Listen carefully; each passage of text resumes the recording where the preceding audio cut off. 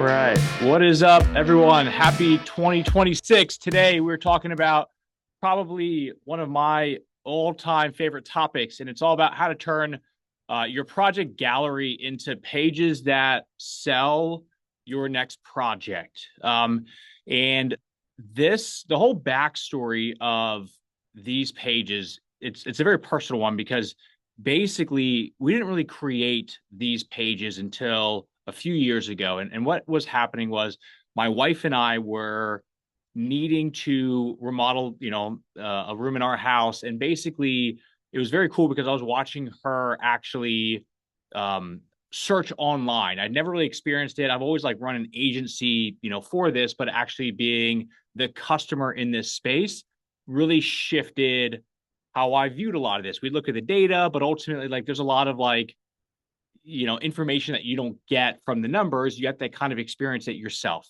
And what was happening was I was watching my wife try to find a remodeler here in Charlotte, and she was going from remodeling website to remodeling website, looking at their photos, their galleries, and basically nothing wowed her. There was nothing that made her excited about moving forward. I always heard this idea that, well, they didn't go with me. They probably went with the cheaper option or the chuck in the truck up the road. But in that instance with Audrey, my wife, she wasn't saying, oh, you know what we should do, Logan, is because these photos don't look good, or I don't really know what they did in this space.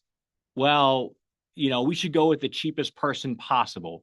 What she said was, well, maybe we just don't do this project right now. Let's just hold off. And that's when, I kind of thought that was the case, but that really clicked to me of like, oh, if something doesn't look the way that she's wanting it to, and basically she's not excited to move forward and have this thing in her home, in our home, she's just going to punt the project and push it off because basically the big competition here is not the cheaper remodeling company down the road. The big competition here is all the other things that we could spend that money on or not spend that money on and just save it. So ultimately, the lack of excitement around what she was seeing other remodeling companies putting out online as far as projects that they were doing, and her basically inability to look at those projects and go, oh, I could see that this company, because of what I'm seeing, actually doing this thing within our home. That was the really like the starting point for a lot of these project pages. So we built a couple out, and then as we built more and more out, we started to track the numbers. And basically with these pages, what it comes down to is these are behind the homepage, the number two most trafficked pages on the remodeling websites that we have, right, across the board. Maybe you have blogs that are more because it's more of a different scenario. But as far as like people that actually want to look at what you do, how you do it, why you do it, the feature project pages, which we're going to talk about today, are number two. And then if you do them the way that we're going to talk about today, we measured this stuff. The average project page that we get or that we put up gets about 2.5 minutes of screen time for somebody like a homeowner, and just a straight up gallery page where there's no context, there's no story. It looks nice, but you don't really know what's going on. Those get about a minute. So we're really looking at about 2.5 times the amount of time spent on a page. And it's not just the fact that a homeowner is on this page for longer. What it really comes down to is what are they consuming on that page? And as you think about it, if somebody's on your page for 2.5 times longer than what it was before, it's that much more time that they're being spent really consuming what you do, why you do it, how you do it. That's how you want to build the brand. These pages also, we'll talk about it at the end of how to leverage them in the marketing and the sales, but like they rank really well on Google. Google loves them.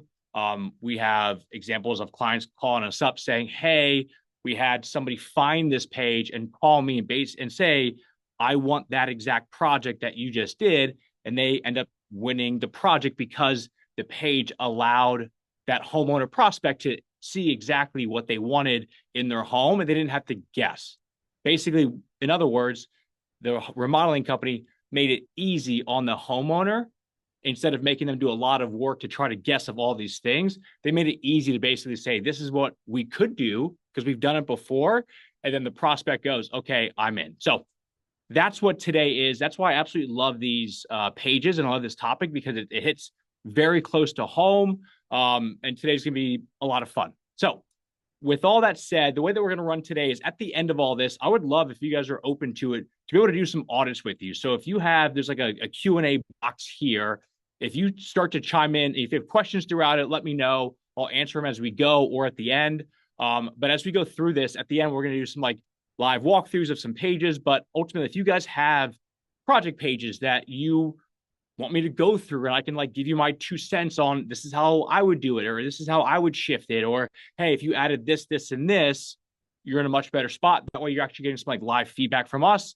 And then ultimately, if you don't want to do it live, that's cool. At the end of all this, you can actually hop on the phone with Ashley. She'll do this with you and explain to you basically what we do, while we do it, and how we do it. So without further ado, let's go ahead and jump on in. First off, we do this all the time, but for the other presentations, if this is your first one joining, I always like to start off with this because there's a lot of marketing people that have a laptop and watch a YouTube channel. I get all the ads for them myself as well, where it's all the people that, hey, could you take on 80 to 100 more remodeling leads this month? Everybody does not want that many leads. That is way too many leads because most of them are going to be crap.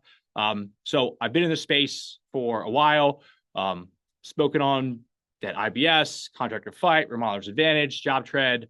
I'm speaking, if you're going to Job Tread Connect, I'm speaking twice next week. Remodelers on the Rise. So I've done this before. We do this for hundreds of remodeling companies. So everything I'm talking about today is part of it is going to be my own personal experience. I'm probably a lot of y'all's ideal client. So that allows us to really think as, how does the ideal client really want this stuff to happen? Because it's helpful to have a first person experience. But we have all the data and tracking behind a lot of the stuff as well. So today what we're going to talk about is 3 things really. First is just understanding the fundamentals of project pages, why they work, how they work, how a human sees it. I'm personally obsessed with why things work and why things are the way they are. The how is okay to me, but like I love history because it's more so I like to understand how, like I'm reading a book right now that's basically 20 minutes on every single US president. And what I think is fascinating is, yeah, their policies are cool, but like, what do they eat for breakfast? And what's their family life look like? And you'd be shocked how many of these presidents, like they don't have good diets. Their family life is a mess. It's crazy. But either way, I love to understand why things happen the way they do. So we're going to talk a little bit about that today, because if you're in the same boat as me, this will all make a lot more sense. 2, we're actually going to go through the anatomy of the page itself. There's 7 different sections of it. I'm going to break down each section, explain what we do, why we do it. You're going to see different variations of it. I'm going to explain, little by little why we do certain variations. And then lastly is how to actually leverage them in the marketing and sales processes. Because ultimately, at the end of the day, these are great, but if nobody can find them, what is the point of it all? So those are the big 3 that we're going to go through. And it's all really baked around this idea that we like to call here at CGN inside out marketing. And basically what most marketing companies do is they're so focused on trying to prove their worth by getting you as many leads as possible that they typically will start off with not really strategy or understanding the target audience that you're going after, but really more so, let's just throw a bunch of ads and SEO at your stuff so we can show you these metrics of this is how much people are actually being able to see you, or, hey, we got you this many leads, but do those leads even know what you really do? So we flip it because our whole goal here is not to get you as many leads as possible, but it's really to get you the 10 to 20 a month that are qualified, that understand what you do, how you do it, ballpark pricing, your process. Basically, it's what we call a referral quality lead. That's like our ultimate filter here at CGN. But it all starts off with the center of it all, which is what is the problem that your ideal client is facing? Each of these 5 things we're going to talk about today. We're really going to talk about the first 3, but what is the problem that somebody has in their home that they're willing to spend a couple $100,000 and have a bunch of strangers come in the home for weeks to months to years on end to fix that problem? Then it's how do you actually help them solve that problem? Can you connect the dots of problem and solution, because ultimately they may say they have this surface level problem, like my kitchen is ugly, but most people don't spend, a year's salary or more to have people in their home just because something is kind of ugly, right? So diving deeper into the problem, but also like, then what is your solution that wows them? Then the next piece is, great, now that we've identified that, can the ideal client actually envision you helping them? Do they actually feel like when they see who you are, what you do, that they're like, oh, this is the company for me? And if we nail those first three things, then once we get somebody to your brand, the conversion is much more likely to happen. Then it comes down to, can they find you when they're looking? And then from a branding perspective, they even know you before they start looking. But those bottom three things, that is what today is really going to focus on, is who we're going after, what is the problem that they're solving, and then can we put that into a nice, cohesive, beautiful story that highlights what you do, that allows them to really feel like, oh, I could see this specific company helping me. That's the goal. It's all part of this whole referral leads online process. If you want to learn more about this, the last webinar we did, it was long, got really good feedback, but it was like an hour and a half of basically these 6 steps in depth and walking through each thing to show this is really how your marketing plan should be set up. If you are on the higher end interior remodeling, especially if you're design build, like this is like what you need. We have that. We can link to it later, but basically what today is really going to be is the media side and the website side. All right. Now, what I want for you to walk away from today saying this one thing, which is I can turn my projects into assets that nurture and pre-sell for me. So basically, if I take apart the two things, nurture and pre-sell, nurture is going to be the idea that we can kind of persuade and really get people excited about the idea that your project that you're showing off online is one that could work for them. That's what that nurture piece is. So it's a lot of persuasion. It's a lot of creating emotion and excitement. This is, if you've ever done like Sandler training, they talk a lot about like the inner child, where that's who makes the purchasing decision. That's what we're appealing to on the nurture side. But the pre-sale side, that is the one that's more on the pre-qualification and the education, talking about, hey, let's highlight what stuff like this costs or could cost, or the timelines, or where this was done. So basically what we're trying to do here is we're trying to not only show people, hey, we'd be a good fit and we're going to get you excited, but also let's slow it down a little bit. Let's actually set some realistic expectations up front. That is what these pages are meant to do. So what I want to do is instead of it popping out and showing you a live page, I just have a screen recording of it, because it's a pain in the butt to do slides this way. But we're going to walk through what we're going to be able to talk about and build today, because ultimately this is the goal. So here's an example of a page that we just built out, and we're going to walk through. And what I want you to do is, as this is scrolling through, look at this is less of like what you would typically think of like a portfolio, and it's more of like a brochure, something that is actually walking through the project itself. In this case, highlighting the actual rendering, saying this is how we made this stuff happen. We use chief architect. So we're trying to paint the picture of the story behind the project as it's happening. Then we're highlighting really some of the cool features that we did in the project, because ultimately not every aspect of the project is like the client's all-time favorite. So we want to be able to highlight the things that really stand out to them. And then finally, of course, we want to be able to walk through and actually show off the final project itself. Nice, beautiful gallery, but basically without a lot of this stuff, there's no context associated with it. We're just basically showing them a bunch of photos and kind of having them guess what this is really all about. We want to flip that, right? We want to be able to empower our clientele. And what this also does, it's super cool, is it shows the empathetic side of your company. Basically, if you just show a bunch of projects, what's going to happen is they can see that you do really good work. But ultimately, what we want to do is show them that we actually understand and know and care about the homeowners behind the project as well. That's what these help out with a lot. So now that we know what it's going to look like, let me first kind of explain to you a little bit about how before we talk about how humans see it, how Google is going to see your pictures. So the way that Google works, when we give Google an image like this, that's just image only, what Google sees in this is, it's really smart. It's getting smarter, but they're able to see bathtub, 2 sinks, floor, cabinets, shower. Like basically, they're able to pull out the elements within this project. And it's smart enough to be able to like tie each of those elements together to be able to say, okay, this is probably a bathroom. All right. But that's what Google sees, is it just knows it's a bathroom. It doesn't know anything else. It just knows it's a bathroom.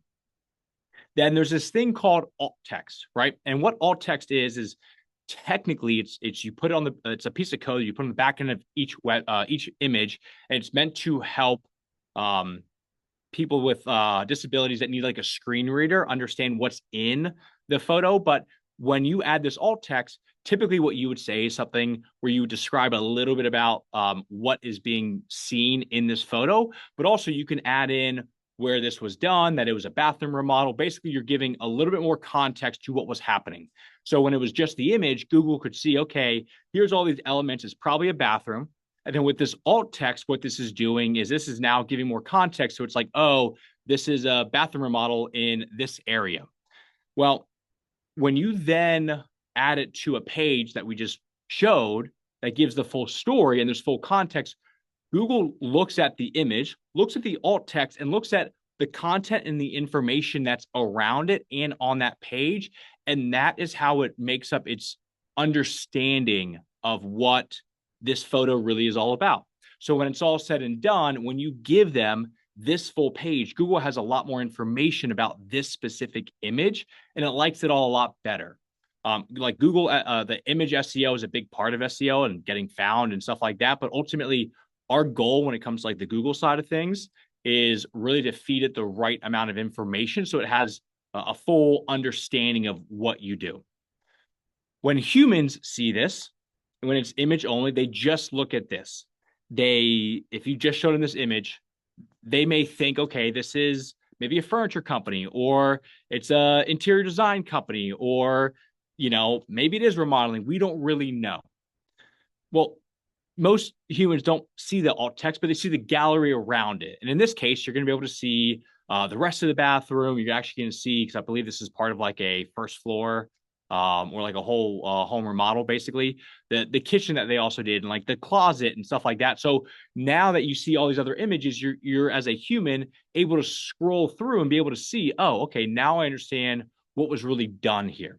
Well, then when you add it to one of these pages, again, just like how Google sees it, we're able to give it this full context to say, this is what we did. This is why we did it. This is how long it took. All this information. So now this image goes from a single image, which we never just want like a gallery of a bunch of random bathrooms. We would, if worst case scenario, have a gallery of one full project. But then when you give that full context to it all, humans can now really rationalize and understand the full story behind all of this. And the story behind all of this is super important, because this is how your ideal client is already used to consuming things like this. It all kind of first started off like you got Chip and Joanna Gaines. They're like the first in this space of walking through projects and stories and being able to show, for 48 minutes, what it looks like to remodel a space. You got Studio McGee. Netflix is really taking over in this stuff. And even like your Open Door with, Architectural Digest, these are becoming more and more popular. I mean, I love all the AD ones. I'm 34. I have friends that will hit me up, and because they know I watch them as well. And we'll talk about like the latest one. So like we are used to watching these things. But the big thing here that we're going to talk about today is these.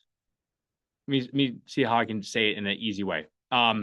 There's a book called that I'm talking about next week at Job Trade, actually, but it's called Amusing Ourselves to Death. And basically, there's a phrase that talks about the medium is the metaphor. And what that really means is when somebody sits down to consume content, if it's TikTok, they're expecting to be, amused very quickly. If it's a Joe Rogan podcast, they're expecting 3 hours of conversation. Your ideal clients, they already trust AD or Netflix or HGTV. So they're willing to spend 48 minutes watching Chip and Joanna because they know the payoff at the end is going to be worth it, because Magnolia or HGTV is not going to show that without knowing the end is going to be awesome. And plus, you probably watched a bunch of Chip and Joanna Gaines shows. So ultimately, you feel very comfortable with them and you liked them a lot. You like the host of the actual show. Your clients most likely do not know you at all. So, to show a very long-winded thing, they're not going to really build up that trust and rapport with you. So we want to kind of get in and get out very quickly. So that's how we structure the pages, is to make sure that we're continuously feeding people more and more to keep them engaged as long as possible, because ultimately you could have the best story and the best outcomes and the best solution, but if they look at it and it doesn't look the way that they want it to look, it doesn't immediately like grip them, they're going to bounce. And it doesn't matter how good your argument is, they're not staying on it. All right. Now, this is my favorite slide. Grain of salt. Basically everything I'm going to talk about today, take it all with a grain of salt, because there's going to be a lot of nuances here, especially when we go through the anatomy of the page. There's like a certain structure that I'm going to talk through. Then when I show you the examples, you're going to see, hey, I didn't follow the structure perfectly. All right. There was times that I flip-flopped and I added things in, and I switched up section 3 and section 4, or I combined sections 2 and 3 together. What I'm going to talk about today on this anatomy is really just coming down to, this is like the fundamental way that I would teach this. And I would say, when you do this for your own projects, this is what I would suggest. I would not, we've built out over 100 of these at this point, probably close to 900 websites in total. Like, we do this, like, this is what we do full time. So we, just like in your world, like, I don't know, like, let's say in the fashion world, like, you're not supposed to wear black and brown. Well, I can't wear black with brown, but if you see some, fashion person wear that, I'm like, oh, that looks pretty good. So kind of the same scenario here, where in your world, like, you have all this nuanced information because you've been doing what you do for a very long time. We've done the same thing here. So take everything with a grain of salt. The exact way that I do it may not be the exact way that you want to do it. Some people like to give out more information. Some people like to give out less information. It all kind of depends on your client, your style, who you're going after, things like that. So when you see it, and if you then look at our websites as examples and you go, well, that's different, there's usually a reason why. All right. So this is going to be what the anatomy of the page is. So the first thing we're going to start off is like the big reveal. Then we're going to go through the overview of the project. Then we're going to talk about the challenge. Then the before, because we've got to know where it came from. Then the approach. Then the final transformation. And finally, the experience of it all. So reveal, overview, challenge, before, approach, transformation, experience. The reveal. I'm going to show a few different examples from different clients, but the reveal, the way that I like to look at this is your main, it's called like a hero section on the website. This is like the main big part. And what you want in this is, first, you want that grandiose photo that really grabs somebody's attention, something that's going to immediately make them go, okay, I want to explore more. The more that we can grip them very quickly, the better off we're going to be. On top of that, we want to say what we did and why. Whole home remodel in Edmonds, Washington. Part of this is telling people, like, first off, if you're interested in a whole home remodel, this will speak directly to you. If you're near Edmonds, this will speak very directly to you. So we want to basically just make it very clear as to what is happening here. I remember when I was, a like offshoot analogy, but like when I was getting married, our wedding planner updated our website, and under the FAQ section, it said like dress code. And she was like, oh, like, and I think she put the dress codes like sassy and classy. And then I had all like my groups and were like, hey man, what do I wear? Because I have no idea what that means. With these projects, from dated and dysfunctional to coastal comfort as like the subheadline, you can do fun stuff like that. But ultimately, people want to know that before they spend their precious time scrolling, this is a project that, first off, looks good enough that they want to have in their home. And then second, they actually understand what's happening so they can kind of build some trust and rapport associated with it. So that's how we want to first start off. Nice big image, great shot that's going to capture them and bring them down, but tell them what this page is going to be all about. Another client of ours, this was kind of cool because this whole background is a video, right? They had like a video walkthrough. They did some B-roll around it. Same idea, family-friendly kitchen remodel and Waxall. And then last one, another client of ours. In this case, we've actually done a bunch of like testimonial videos for them where it's like project walkthroughs.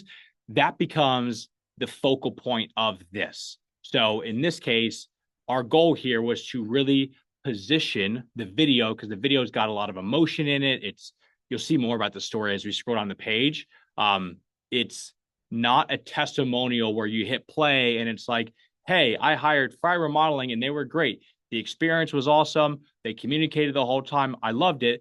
What they're doing is they're telling, I mean, honestly, if you look at the framework of the page, the video itself is pretty much in that same framework, right? They're starting off with the emotion, showing like the cool action shots to grip somebody through it, but they're establishing the story. That's what this video does. So I would say if you have a video that you want to show off of a project on a feature project page, if it is a boring, and you're probably not going to like what I have to say, but if it's like truly just like a testimonial about you, it's not going to do you justice. It has to be fast paced. It has to highlight the project. So if you have that, video works very well. Video is also very hard to do effectively and to keep people's attention. But if you have that, go ahead and put that up at the top, because the way that this is structured, we really want people to click on it very quickly. So that's going to be your big reveal. Hit that first. Now in the overview section, this is for the Fry example, because we did something a little bit different on the other two. Basically what we're doing is two big things here. One, we're establishing what we did in the project. In Fry's example, Fry's very into structure and making sure that people understand, hey, when you work with me, like I'm very good at my numbers and I'm very good at expected timelines and stuff like that. So first, about this remodel, what we're trying to do is very quickly give his audience, hey, this is what we did in this space. Basically, if you have ever been on like the CNBC app, where at the top of each article, it gives you like the executive summary or like overview of this article, that's kind of what this is. It's just painting the picture again of like, this is what we did in this project. But then we're also giving project costs, timeline, and location. Okay. The reason that we want to do that is cost, timeline, location. This is your pre-qualification, right? People look at these projects and they may think, this looks great. I would love to spend $100,000 on these two bathrooms in this closet. Well, the whole thing cost $200,000 because they had to, actually move a whole bathroom to a different part. So we want to make sure that we're also educating up front. But with Joe specifically, he's very good at timelines and project, the whole budgeting. And one of the big concerns that his ideal client has is that, hey, you're going to go way over my budget or way over my timeline. Well, he actually has more consistency in hitting his numbers. So we decided, great, let's actually put that into this project. So this whole expected versus actual subconsciously is showing, look, we don't just say that we're going to be on time, on budget. We actually have proof that we do it. So by adding those little pieces in, this kind of helps that deep down solution of the fear that, hey, you're going to go way over budget or way over timeline, but we just like address that really quickly up front. All right. So that's like the next section is the overview. What do we do? And basically, what did it cost? The big thing here also is as we go through this page, a lot of this is going to be formatting. I think it was like Steve Jobs that talked a lot about like function follows form, because like basically if the iPhone was clunky, even if it was the best phone on the market, people are not going to want to use it because it's not easy and simple and straightforward. So a lot of what we do is taking a lot of information and trying to boil it down into what is relevant and what is easy to digest. So that is the goal here. So when you have this, you may want to go really in depth about all the different things that you did on this project. But unfortunately, it's going to get lost because people are just not going to read it. Because remember, the medium is that metaphor. The medium is the thing that they're expecting. All right. So if they're expecting to come on this page and kind of casually scroll, which is typically how people want to use websites these days, we just have to make sure that we're not giving them like a full dissertation about the project itself. So now that we had the reveal and the overview, next we're going through the challenge. What we did with in their scenario with the challenge was, if you remember for Joe's thing at the very beginning, it was all about the aging in place bathrooms. A cool quote that the client had that we decided to use was, "My parents have aged, and I needed to make sure they were safe in their own home and keep them comfortable where they're familiar. That's why I contacted Fry." And this short little snippet, we could have gone through this very in-depth scenario about the parents being older and they're not able to use one of the bathrooms in the home and all this stuff. But basically, our goal is to set the stage with what is the challenge that the homeowner is facing very quickly. The quicker we can do that, because we used to make this big mistake here where we would, like, in our videos and in the websites, we would dive very deep into the homeowner's problems, thinking like, oh, with an HGTV show, the first out of 48 minutes, the first 12 minutes is all about the actual client and the homeowner and the problem. And in reality, when it comes to digital marketing, like, we got to just be quick. So we want to set the stage for, this is what we did and why we did it, but ultimately this is the problem that the homeowner faced as quick as possible. So we want to set up the challenge. In this case, is basically just saying they've aged. I want them to stay in their own home, and that will trigger to the next prospect that's looking at this page thinking, oh, like, I've got parents that are getting older and I don't want them to have to move. I'm in a similar situation. They can very quickly consume that and they'll understand this is a page for me. On this one, this is 5 years in the making. They bought their home in the 90s. What we did here is we actually combined a little bit of that challenge with the overview. So we highlighted more about the quick, hey, long time in the making. They bought their home and they knew they needed updates, but life got in the way. Also, here's some money pieces. All right. So different way where we combine two things in one. Again, ultimately, our goal is to try to take as much relevant, good information and condense it down. It's like the whole Mark Twain quote of, like, I would have written a shorter note if I had the time. That is our goal here. It's tough to do, but basically we want to make sure that our clients or our prospects consume this data. That is why we have a much longer time that people stay on these pages, because we're constantly finding ways to keep them engaged as quickly as possible, not a very long thing. People don't read that. If best case scenario, they skim it. 7 days, same idea. Finding room for a family of 5. That right there, it just talks all about, okay, great. What is the problem here? Smaller kitchen. They need to actually get something that's like going to help out with their family. Again, there's their investment, timeline, location. So that's the goal here of the challenge, is we just really quickly want to set this up. So in my case, I'm a family of 4. So if I see finding room for a family of 5, I got to be honest, if we have a third kid, this speaks directly to me because our house is a 1940s house. So I would look at this and go, we have a 5th on the way. Our house is from the 40s. Space is definitely an issue because we still have a formal dining room that, I mean, every room is isolated. This speaks directly to my scenario. That is the goal here, is to be able to quickly get people to go, oh, that's me, to keep them driving down the page. Next is going to be your before. So now we're starting to get a little bit more into the actual, like, problems that they were facing. We want to show a few photos of the before. We used to do it with clients where they would give us a whole gallery of before, and you would see just pictures on pictures on pictures of stuff. But basically, we just want to give people, like, the basic gist of, like, look, in this case, they just had an old stand-up shower. Like, that is not a good, aging in place scenario for somebody that has trouble, like, getting in and out. Like, maybe, like, if it's a curbless shower, which we show, these are the things that we're just trying to quickly show what it is, but then also just give almost like a little checklist of, like, here are a few things that they were dealing with that they want to have fixed. Same thing here, space that was all wrong, dark, poor lighting, bad storage, and no room for the whole family to eat together. It just kind of piggybacks right off of that quote. And then Escaping the 90s. This is the one that was like 5 years in the making.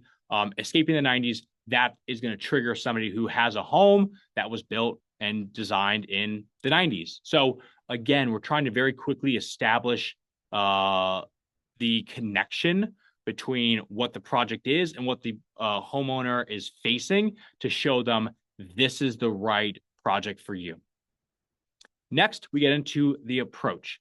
So now that we've already established this is the end result that got you excited, here's basically what we did, here's the deeper level challenge, and here's some like the specifics that actually caused the challenge.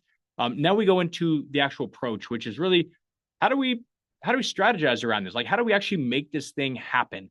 A lot of the clients that we work with are on like the design build side. Design is such a needed service that a lot of homeowners, unless they've been through a bad remodel before and they didn't have design associated with it, they may not see the value sometimes. So the more that we can infuse, hey, you're hiring us for, yes, you see the end project, yes, you see the problem that we solved, but the approach, right? Our ability to come in and space plan or design what you want the way that you want it ahead of time, that's what allows us to get the end result that you saw at the top of the page that you absolutely love. This reinforces the strategy behind why you should actually hire this specific company. In this case with Fry, these actually, like, if you look at the site itself, it like staggers. I just couldn't put that on the slide. But basically, we're trying to guide somebody through because this project actually was a multi-phase project.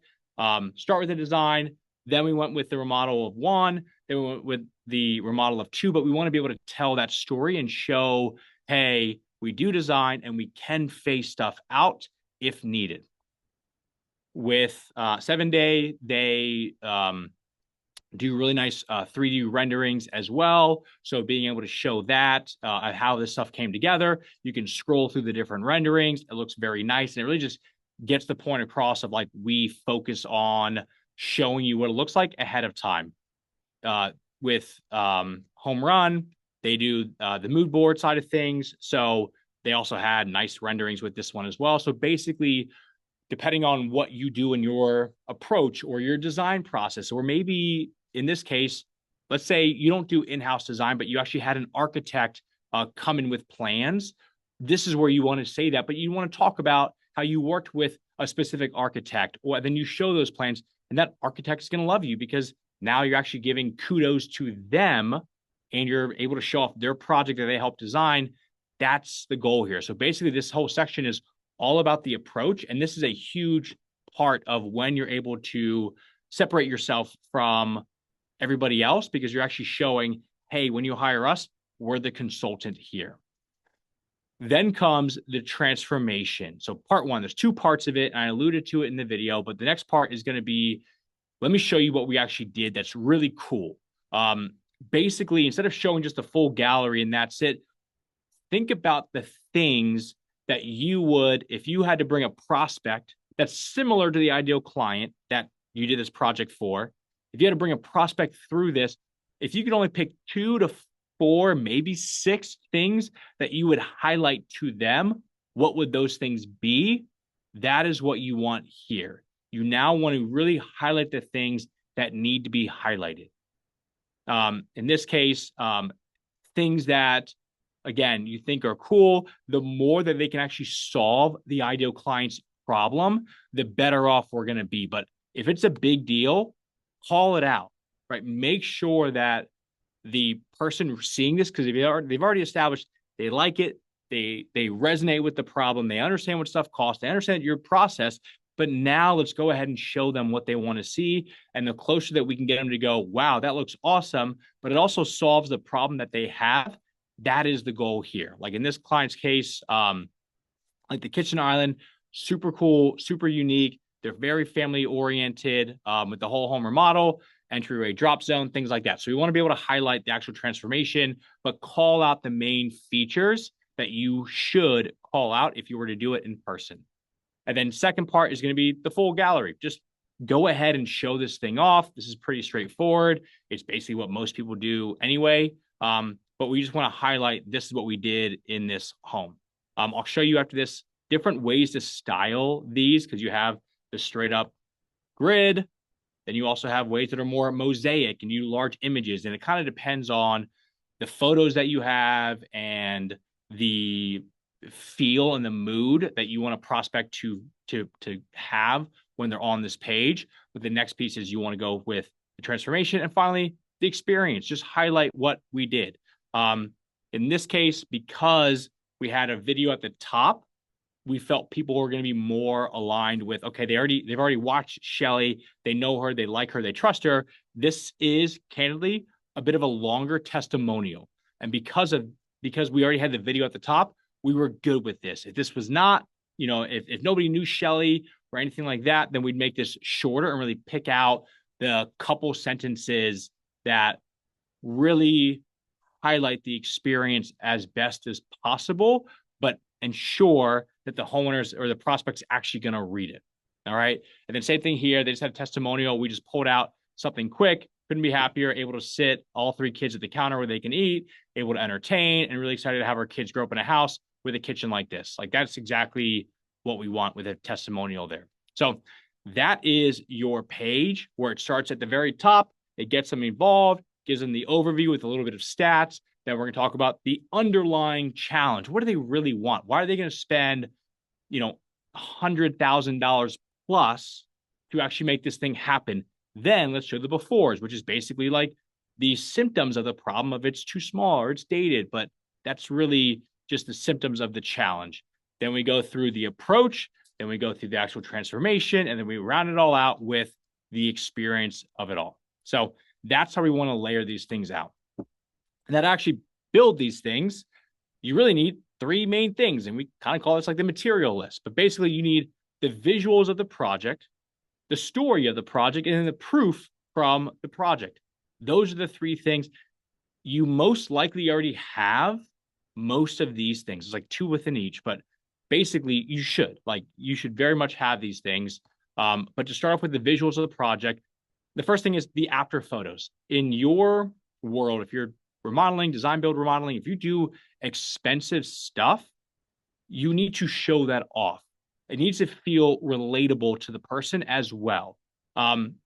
Photos, like we are a digital marketing company. We build a ton of websites, all that sort of stuff. But basically, when a client comes to us, we have been more and more strict on you got to get professionally shot photos. Like I know you think that your iPhone photos look good. There's a stark difference between what a high-end professionally shot photo does for a page like this compared to a generic one.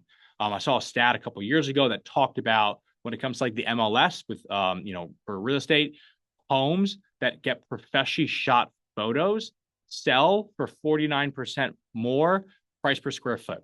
All right. So you get a lot more out of it. And with photos, in the last webinar that we did, I went very in depth into photos and media and good photos. I'll just highlight like a quick thing here, but these photos are like the peak photos that you want. They're moody, they're staged, they look like you could step into it and start to enjoy this with your family. The problem here is if you would just hire a typical real estate photographer, even if it's staged, they like to whitewash everything. They're going to get an angle that is not as conducive and not as like artistic feeling. And they want everything to be super bright because their goal is to make everything look as big as possible. This is going to make the feature project page a little bit tougher to really pop. All right. A lot of this is, think about when you pick up like a Restoration Hardware magazine, the photos and the mood associated with it look amazing. That is not guesswork. That is by design. That's what makes those work. Unstaged, super bright. This is how, unfortunately, most just general, especially like the higher volume remodelers take photos where they go, oh, this looks great. There's not a paint can in it. And, everything is completed. So I'll take this photo. This will not get you that same emotional connection that you're wanting out of your prospect when they're checking this out, just because of the way that this is shown. So this is better than this, but these are hands down the best. great photography is worth its weight in gold. So there's no faster way. If you build this thing out and you send it to me and you go, Logan, I did it, but it doesn't look the way that you guys did it online. Is why is that? And if I see photos like this, I'm going to quickly go, it's probably because of that. So that's a huge part of it. When it comes to the design and the other graphics as well, again, back to the design side, this works. You can show, hey, we did this thing. This is an actual rendering. It's hyper realistic. It really sells the idea, especially if design is a big deal to you, then make it a big deal to your clients, especially if we're trying to sell design. It's much easier to sell the idea of this is what you'll get versus this is what you'll get, even though realistically, this and all the engineering and all the stuff that comes with it takes a lot longer and it's a lot more moving parts compared to maybe something like this. But ultimately, this is the thing. I know, like when we did our first remodel, we got really nice renderings like this, and every single person that walked in our house, my wife went and got the renderings to show them what the project looked like. So just like with great photography, great design, and great renderings help a lot as well. And especially if you are building out on the page, hey, this is what we do as part of our approach. Let's go ahead and make sure that we show that as well. Next thing is story of the project. So 6 features that solve their problem. Another example here is the way that I would view this. If you are very good at diving deep into the underlying problems that your clients have on the sales call, or maybe you talk to your salesman or whoever's like doing that initial consult, they would be a great person to talk to. But ultimately, the way that I would suggest doing this is when you think back to those features that you would want to highlight to somebody, that you would go check this thing out. There's typically a underlying reason that you did that specific thing. So, for example, the crushed glass mosaic backsplash over here could be, hey, the client is a coffee fanatic. It had this really expensive espresso machine, and they just didn't want steam and the splashes and coffee getting, ruining a backsplash and getting all over the place. Well, most of the time, you may not be thinking, oh, because they love coffee and they have this, and this, that's why we did this thing. So it's sometimes easier to take the end solution that you did that you think is super cool and reverse it back into it. A bad example would just be like, oh, they just thought this section was boring. That's fine, but that's not really the problem that we want to then be able to talk about. Because remember, on this page, you want to be able to highlight the problems, especially at the top in that challenge section. So I would suggest starting at the end. Other side of it, breakfast bar for the kids. Client has younger kids. Old kitchen didn't allow for the kids to do homework in it. They had to do it in the dining room, which was segmented. So basically take the end result, reverse it back and go, well, why'd you put that in? And a lot of times that starts to teach you, okay, this is actually what the problem is, because these are the features that the client loves, and they love them because it actually solves the deeper problem that they had. All right. And then lastly is going to be proof. This is going to be pricing, timeline, location, material / finishes. Pricing is always the big one that everybody goes, well, do I add pricing? Do I not add pricing? It's totally up to you. Part of it, just to be candid, you are kind of putting your clients' stuff out there. At the same time, I've never actually had somebody reach out and go, hey, can we remove that because the homeowner didn't like it? That's never happened. It's always the remodeling company going, I just don't know if I want that. I would highly suggest it as much as you're comfortable with. Sometimes you can give just a range to say a project like this could cost this. But on the pricing side, this helps with setting realistic expectations. Again, Google also loves it because as part of you building up that whole idea of like, these are the services that we provide, and this is our business as an entity.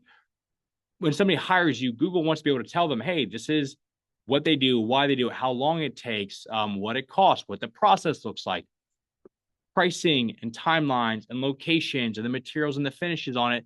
That's going to be the thing that really helps you get that across. So big suggestion on that. I would keep it, but again, up to you on your comfort level. And then on the review side, getting a review from a client is going to be big. The issue with this is a lot of times, especially the good clients that we want to build these projects around, they were going to leave us a raving, very long review. I remember we had a client one time that said, I have a video testimonial you should have. And the video testimonial was them talking for, it was like 38 minutes. And I was like, ugh, I don't know how to say this, but nobody's even going to hit play because if they see that this is 38 minutes long, they're just not even going to start it, let alone watch it. So we want to avoid that. And even if it's like this very, very long review, my suggestion is to pick out one or two sentences within that review that gets the main point across. I remember we had one of our first video clients, and sometimes this is a very tough thing to do. We were shooting a video all about the story behind why he started his company, and he's a home builder, and he really focuses on like first time homes. And the whole story was basically about how when he grew up, he remembers all of his happy moments as a family happen within the home, and he now gets to give that to everybody because he does, first time buyers is like his main ideal client.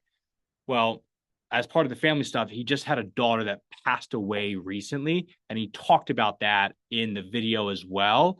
And for as much as that is a part of the family side, unfortunately, from a professional standpoint, the narrative was more about all my happy things are in the home. So that part, unfortunately, just we had to cut it because it didn't fit what we needed it to fit to really get the point across for the business.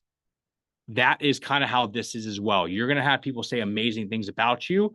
You can keep it in there. This is totally up to you, but ultimately your goal is to get people to watch or sorry, to read this stuff. So in this case, I was nervous about the timeline. It's a mess, all this stuff. The highlighted part that just says they finished exactly when they said they would, which never happens. That one sentence gets pretty much the whole point across of what you want, which is we provided a really good experience. All right. That is what we want here. So from a project details and review side of things, make sure that we understand what we're going to set out to do. If you're really good and really consistent about hitting timelines and budgets, you can do a budgeted versus actual. I know in the Joe one, the number was higher because they had a couple of change orders in it. You click a link and it drops down and shows you down the page, like, here's what happened and why, as far as like the price difference, but basically highlight that stuff. Then on the review side, just as short as possible. All right.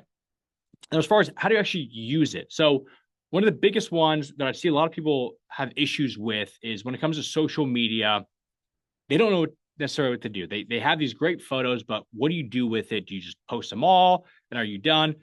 From a strategy standpoint, you can actually use these featured project pages as the target destination page for your ads. And what that looks like is if you have one of these beautiful pages that tells the whole story of what you want to tell them, you can then post on social and give a little bit of like, this is what we just did.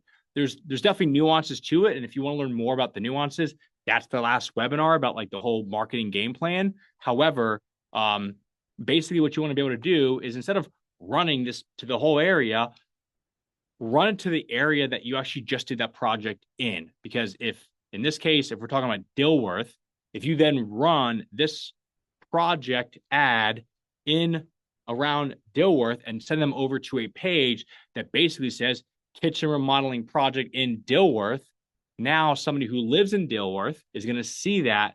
If the first image is a kitchen, they click on it and then it highlights at the top, here's a kitchen that we just remodeled in Dilworth. Well, now they're on your website. That is where you want to sell. Then the page does a lot of the heavy lift from you after that, or for you after that, excuse me. So that is the idea here, is not going this whole area. It's fine, but if you just do it in Dilworth and you live up here in Villa Heights, it's not going to land the same way. So you basically want to create for each of these project pages, because you really want these, like part of our like ongoing like SEO and AI program is like we build these things out for clients on a regular basis because they're that important, but you can then run different ads in different areas to them.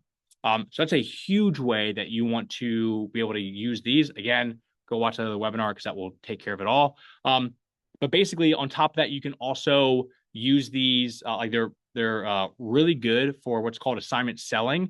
And basically what that looks like is when you have an office admin or if you answer the phone and a prospect's calling in and they want to talk about their project. Well, if you have project pages that are semi-relevant to the project that they're thinking about, you're able to either one, walk them live on the page on the phone and go, hey, actually, we have a project like that. Can I just show you this? And that way, maybe, I used to do this with websites, but like make a fun joke of like, hey, maybe I show you our websites and you think they're all, butt ugly. And that's a very fast conversation. They laugh. I laugh. It usually worked every time. But basically, I would do that. And then we'd walk through it. And of course, they go, oh, these are amazing. Like, and then we talk about it. So you can use the same thing where you're able to say, okay, what are you looking for? Okay, you're in Dilworth. We have a kitchen. Actually, we just did one up the road from you. Do you know like this street? Yeah, I do. Actually, yeah, I'll just show you this. So you're in front of a computer right now, and you can do it that way. Or you can go ahead and send this over to them, because if you are somebody that likes to talk about nice round ballpark numbers, oh, you want to redo your kitchen, those are typically anywhere from 95 to 130. Instead of just giving them a number and that's it, you're then able to actually send over. So if they then talk to their spouse and go, hey, honey, I talked to the remodeler, they're saying this number to this number. Well, now you actually have some proof and some story around what you did that gives some more context to that price. So very helpful on the assignment selling side. And then last thing that's really big on these, and this like kind of popped out last night, we've always known these are very good for Google. They really enjoy it, but Google, the Google Business Profile, actually started to automatically, like they have like a little AI section, start to show these. So we actually have clients now that in their Google Business Profile, it'll say these are some of the projects that they've done with links to each individual featured project page on that Google Business Profile, and then a link at the bottom saying, if you want to see more, go visit their featured project page with a link to it right there. So that's more and more, again, go to the other webinar, but like that's really the whole point here is the more that you can prove what you're doing in a very nice, cohesive, persuasive way that helps to pre-sell people up front, it's going to nurture them. You're going to love these. You're able to use them on the sales calls, use them on social media. Google loves them. You can even use these in email and newsletters, stuff like that. But basically, we have these constant conversations at our company about like, how do we, one, make these even better? And then two, how do we continue to build our marketing around getting more visibility onto our clients' future project pages, because they are that powerful. So that's the feature project page. If you want us to do a one-on-one, you'll talk with Ashley. She'll be able to like walk through whatever future project page that you have. You can do it right here. You also get an email that basically says, go ahead and let us know. But that's how we do it. So that's how we are building out future project pages. What I want to do is, if you have any questions around this stuff, I can show you some live ones. I can actually walk through some of your stuff. Let me know what you got. But basically, that's like the whole presentation. That's what we walked through today. So what I will do actually is I'll go ahead and I'll just show a couple of them that are cool. If I can get this to work.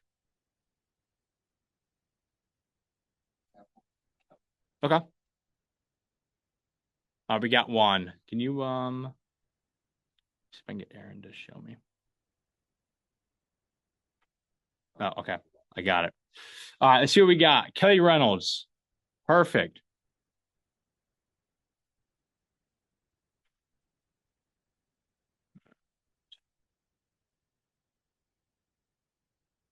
Why is it not working? Sorry. Is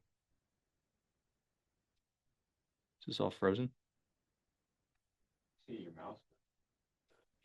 Oh, cancel. There you go. All right, so Kelly's got. All right, so here's first and foremost.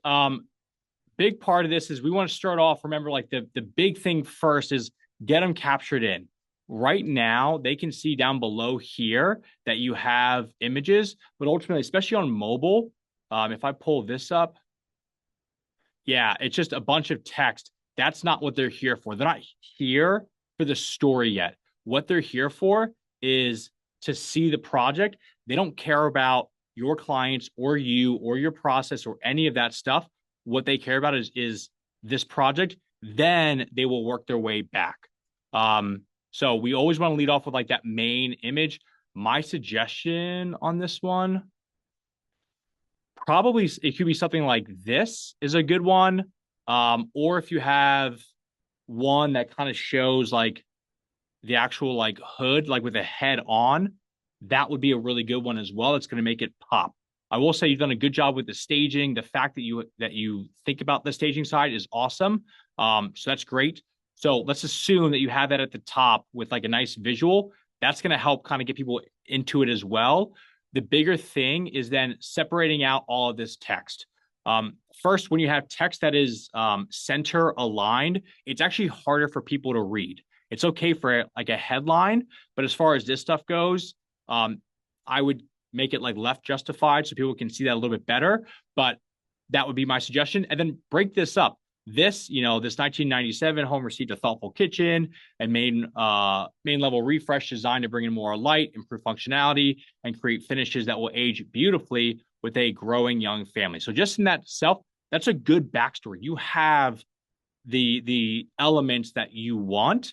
What I would suggest is dive a little bit deeper, go a little bit more on like the challenge. Like I think this is a good challenge, but you can dive a little bit more. But basically what you want to be able to do is you're telling the entire story of old kitchen, reimagine, features, the finish. You're putting it all into one block of text. This information, let's just assume you didn't even change the copy. You just broke it up section by section to make it more of the before with some before images.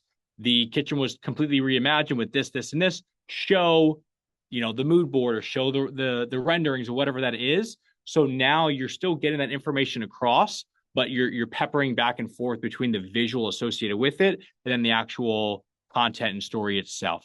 So that's what I would do. Again, like you have solid photos here, good staging. I would definitely just reimagine how we build that thing out.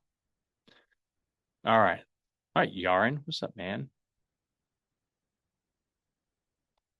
All right, see what Yaron's got. All right. So, Yara, I'm going to pick one of yours. So, out of LA, I'm going to pick kitchen one. All right. So, we have a nice luxury redefined, a high-end home remodel with chef's kitchen. That's solid. I would put the location up here just to make it easy for people to see, but ultimately not a bad gig. This right here, the fact that we have video and video is large, I like that because it's basically signaling, hey, watch this. The one thing I will say is just the actual, like the thumbnail is a little bit dark. So, that may kind of like not pop as much as we want it to pop, but ultimately I like how this is positioned. Great photos. What you could do here, Yarn, is, let me see if I can pull these up. Oh, these don't expand. I would try to make sure that these expand because, this one expands. No, it doesn't. I would try to make these expand just because people are going to want to highlight them, see them the same way that if you have a beautiful feature in somebody's home, the homeowner is going to want to walk up and touch it and interact with it and get close to it. That's what really gets people excited about these like the projects that you do.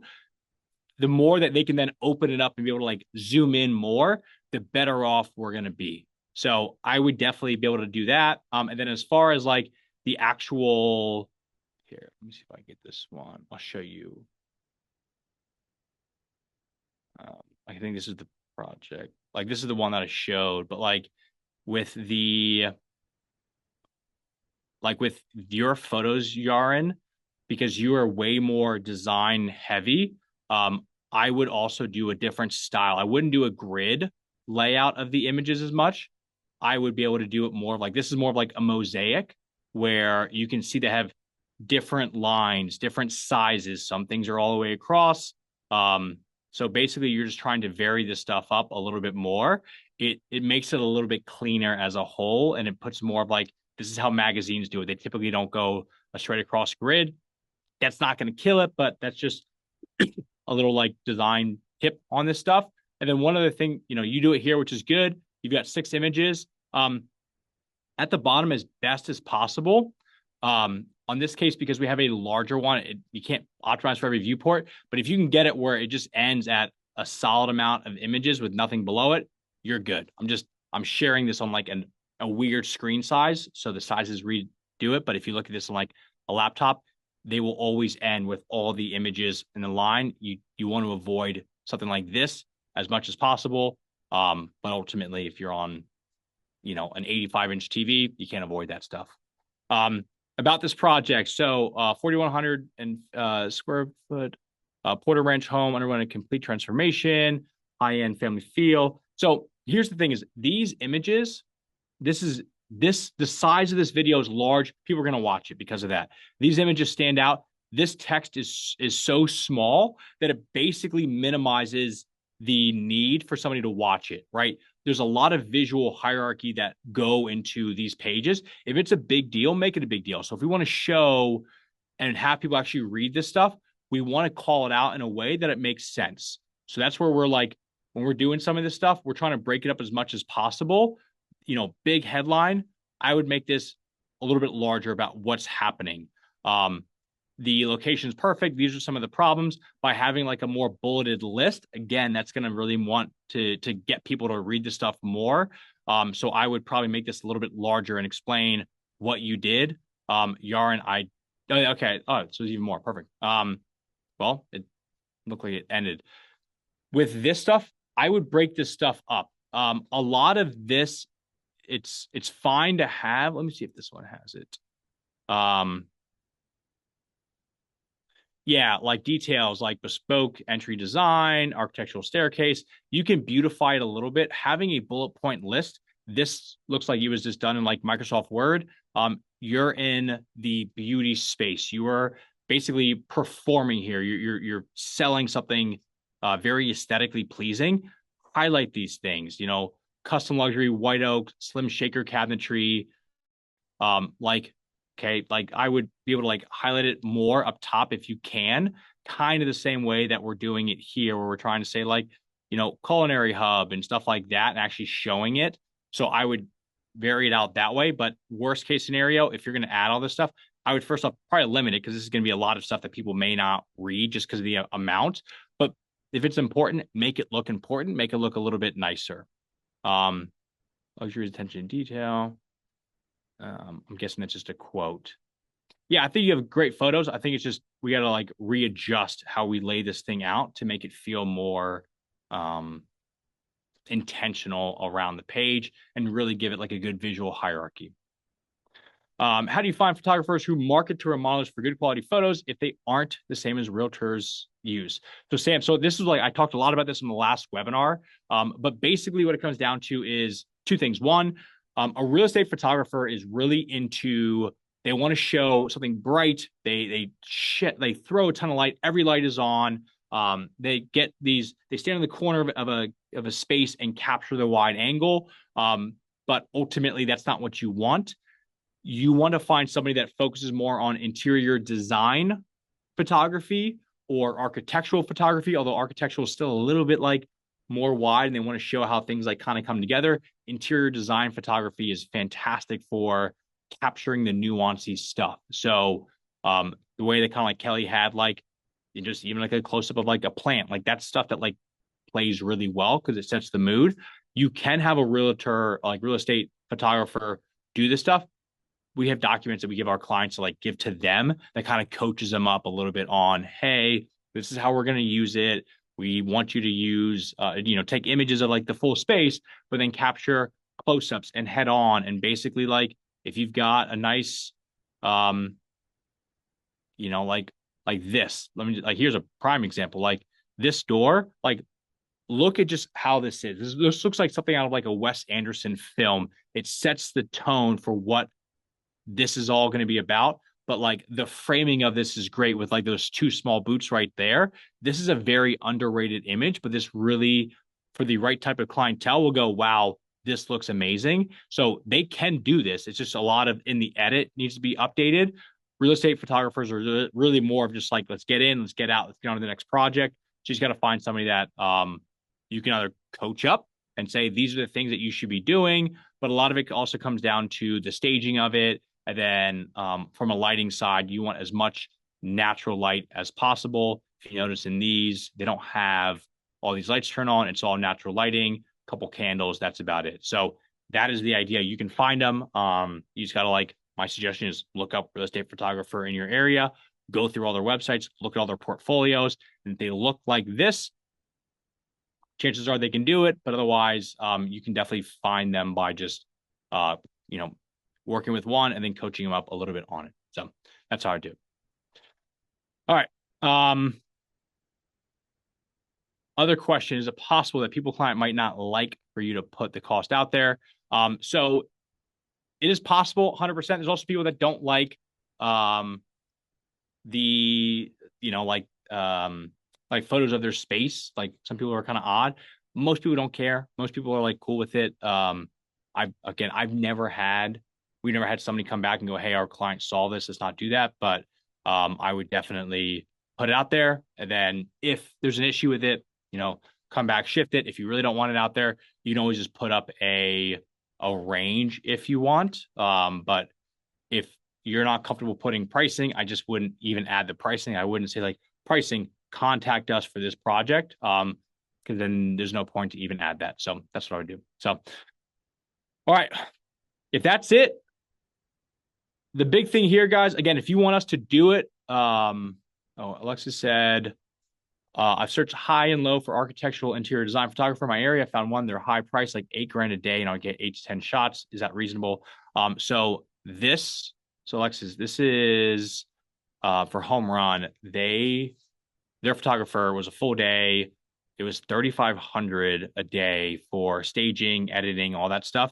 They get a ton of photos. There's probably even some photos that we didn't use. And then on that, that was the highest price I've heard somebody go with. A lot of other clients of ours are closer to, if this is like their first time hiring a photographer and they've never done it and they're a little bit nervous, $750 to $1,000. If they're more, they get the value of it, $1,500 to $2,000. $8K is pretty high. I would definitely, again, I'm not a photographer, so maybe what they do is, even more than what you see here. But just to give you an example, this is $3,500. Each photo shoot was, I think, 6 hours long because of the amount of staging and all that went into it. And then the edits themselves are not easy edits to do. So I've never heard of 8K before. They mostly do commercial. Yeah, like it's funny, like my wife works for a big bank and like I saw her headshots and like that company charges like $600 an hour for headshots. And I was like, this looks like you took an iPhone photo and just added AI on top of it. So in a nice way, I said it. I didn't say it like that. I'm usually much smoother with my words, but yeah, I probably wouldn't do the commercial side. Alexis, what I'd probably do is a lot of the interior designers in the area, I would look at their portfolios. Sometimes they will tag their photographer in it. That's a huge way to do it as well. You can kind of just like see what they do. Or if you have a designer that does this, that you work with, they may already have somebody or they may do it themselves. But worst case scenario, you could find somebody that does real estate photography, but just does it, and you can kind of coach them up and show them examples and hey, here's some things to focus on. A lot of it is like the visual and the edit of it, but a lot of it's also going to be like the framing, because if all they're getting is wide angle shots, it's going to be tough to really sell the story behind it. So different ways of doing it. I know Aaron has like a video that we put out. It's more of like if you're going to do it yourself, if you will. Again, I wouldn't suggest doing it yourself for a feature project page, especially if you're trying to sell, more $1.85 million projects. But ultimately, this is your work. If your work is good enough to put on display, there you go. So, Kelly said, how would you address projects that are completed, but are missing one item, and it shows in the pictures? We finished the kitchen, but the vent hood is on back order for a few months. We took after photos, but should we post them? Do we explain or ignore the missing hood? Great question. So let me give you an example of this fry one. This is different, and I'll explain how we did it.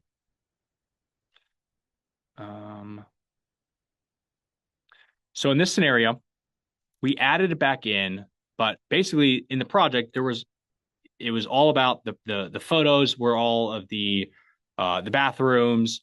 The overall price of the project was actually like $350 because they did a ton of extra stuff, but there was no photos of it, right? So because of that, we don't want to tell this whole story about we did all these things, but ultimately here's just the photos of the bathrooms, because then it's kind of like confusing to have the pricing and the timeline and stuff like that if it's stuff that we're not even showing. So there isn't a whole element of like seeing is believing in this case.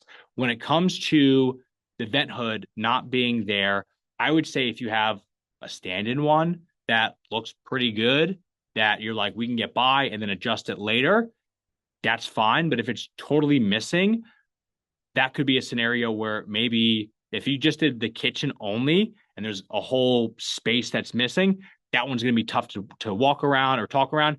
I probably wouldn't use that as like a featured project page quite yet. You could post the rest of the stuff on social media just as like a nice way to highlight, here's like the sink and here's how we did like this beautiful backsplash. But ultimately, I probably would wait on having something like this live, because this is meant to be like your whole showpiece of a specific project. So especially with something like that big, like a hood, that's a big one. So I'd probably candidly wait on that, but you can still post the rest of the stuff on social.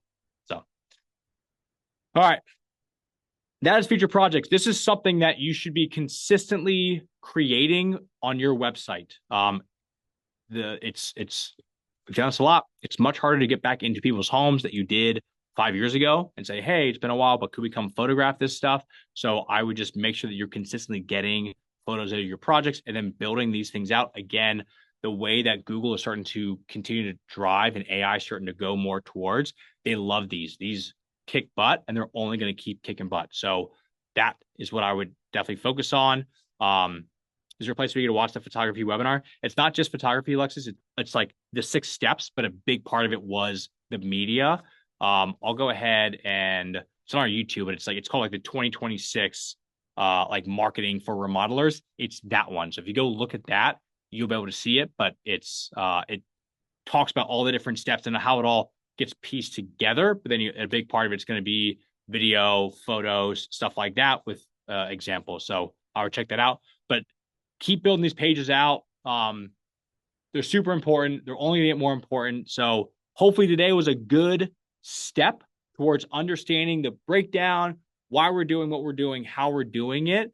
If you got great work, put it on display. There's nothing more frustrating than having good work and it just is not presented the right way. It's like winning the Super Bowl and putting the Super Bowl trophy on like your dusty mantle that's kind of fallen down. Like you want to shine it up right and make it look beautiful. So if you do beautiful work, make it a big deal and you'll be set. People will love it. Google will love it. And I get to see it and I'll love it. So thank you very much. If you want us to do stuff for you, you'll get an email. You can sign up. We'll show you what, your stuff's all about. Or if you just want to talk to us about what we do, we live and breathe this stuff. I absolutely love it. So thank you all. Have a good January and we'll see you guys next month.